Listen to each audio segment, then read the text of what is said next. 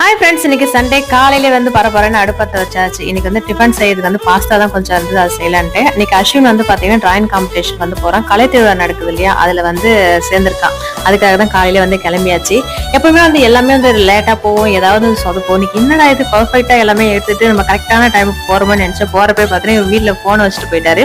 எங்களை இறக்கி விட்டு போய் போனை எடுத்துட்டு வந்தாரு. அதுக்கப்புறம் நடந்த சம்பவம் தான் பெரிய சம்பவம்னு சொல்லலாம். அங்க வந்து காம்படிஷனுக்கு வந்து பாத்தீங்கன்னா ஆதார் கார்டு ஜெராக்ஸ் வந்து எடுத்துட்டு வர சொல்லியிருந்தாங்க. இவங்க ரெண்டு பேருமே என்கிட்ட சொல்லவே இல்லை. அங்க போன பிறகுதான் ஆமா ஆதார் கார்டு ஜெராக்ஸ் வந்து எடுத்துட்டு வர சொல்லியிருந்தாங்க, நான் தான் மறந்துட்டேன்னு சொன்ன பிறகு எங்களுக்கு என்ன செய்யறது இல்ல, மறுபடியும் வீட்டுக்கு தான் வரணும் போல நினைச்சிட்டே இருந்தோம். ஏதோ எங்க நேரம் ஆதார் கார்டு நம்பர் இருந்தது, அதுல வந்து போன்ல வந்து டவுன்லோட் பண்ணி ஜெராக்ஸ் வந்து கரெக்டான டைமுக்கு வந்து கொடுத்துட்டோம். நாங்க போறப்ப கூட்டமே இல்லைன்னு நினைச்சோம். அதுக்கப்புறம் பாத்தீங்கன்னா டைம் ஆக அவ்வளவு கூட்டம் வந்துருச்சு. டிராயிங் காம்படிஷன், அதுக்கப்புறம் பரதம், அதுக்கப்புறம் பாட்டு, இது மூணு வந்து நடக்குது. அசு மட்டும் தான் சேர்ந்திருந்தா, அஜி வந்து சேர்க்கல. எங்க விழுப்புரத்துல வந்து கேர்ள்ஸ் ஸ்கூல்ல தான் நடத்தியிருந்தாங்க. எங்களுக்கு வின் பண்றானோ இல்லையோ எல்லா காம்படிஷன் கலந்துக்கிறதுக்காக தான் கூட்டு போயிருந்தோம்.